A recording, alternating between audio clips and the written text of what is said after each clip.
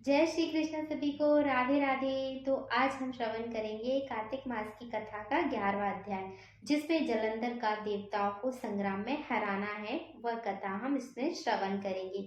नारद जी बोले, हे राजन, उस जलंधर ने शीघ्र ही अपने असुरों को अकूल शक्ति अर्जित कर अमरावती पर अधिकार कर लिया। एक दिन जलंधर ने असुरों की सभा में बैठे हुए राहु का सिर कटा हुआ देखा तो उसने गुरु शुक्राचार्य से उसका कारण जानना चाहा। शुक्राचार्य ने समुद्र मंथन का सारा हाल उसे कह सुनाया। उन्होंने 14 रत्नों से देवताओं द्वारा लेने दैत्यों की हार से सारा हाल भी कहा।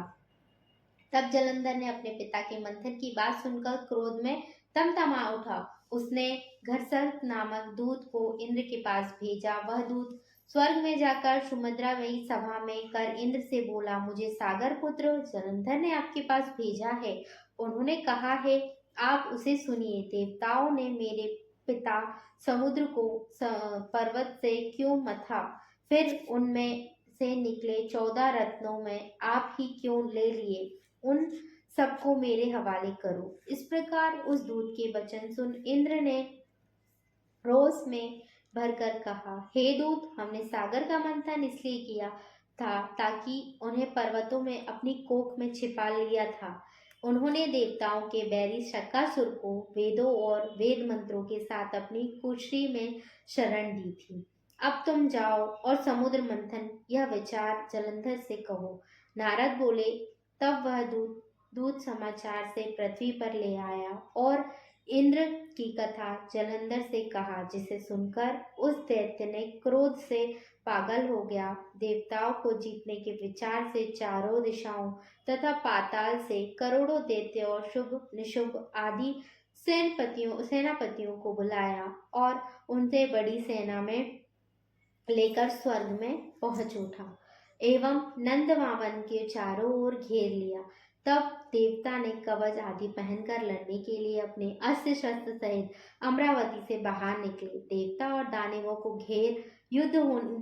दानवों में घोर युद्ध होने लगा। मूसल, पारित, बाढ़, गदा, वर्ची, फरसा आदि शस्त्रों से एक दूसरे से भयानक मारकाट होने लगी। दोनों तरफ की सेनाओं में हाथी, घोड़ा सवार आदि के मरने से वहां रुधिर की धारा बहने लगी। उस समय सायकाल में लाल बादलों की तरह वह रणभूमि शोभा दे रही थी। युद्ध भूमि में जितना दैत्य में मरे पड़े थे, वे उनको शुक्राचार्य ने मृत संजीवनी विद्या से जीवित कर दिया।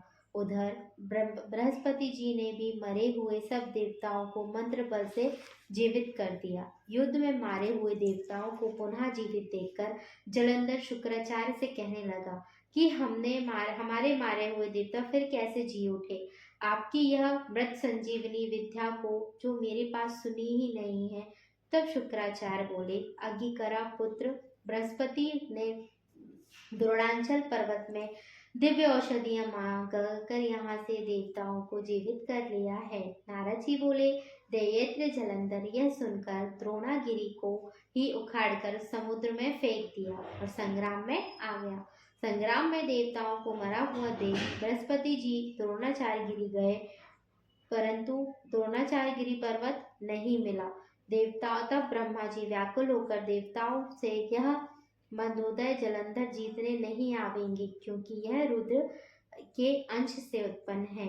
इंद्र ने जो शिव जी से कहा उसे भी याद करो, यही उन्होंने पैदा हुआ है।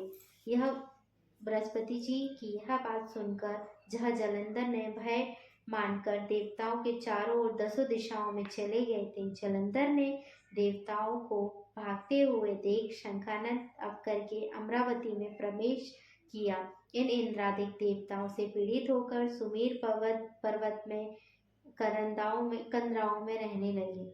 वह दैत्य अब देवताओं को जीतकर अमरावती में राज करने लगा। तत्पश्चात जलंधर, शुंभ निशुंभ सब बड़े बड़े दैत्यों को देवताओं के स्थान पर अलग अलग नृत्य करके आप सेमोरी पर्वत पर चला गया।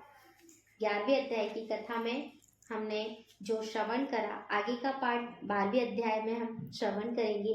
12वें अध्याय की कथा सुनने के लिए इस चैनल से जुड़े रहें। और वीडियो यदि अच्छी लग रही है आपको तो please like, share and channel को सब्सक्राइब करें। जय श्री कृष्ण सभी को। राधे राधे।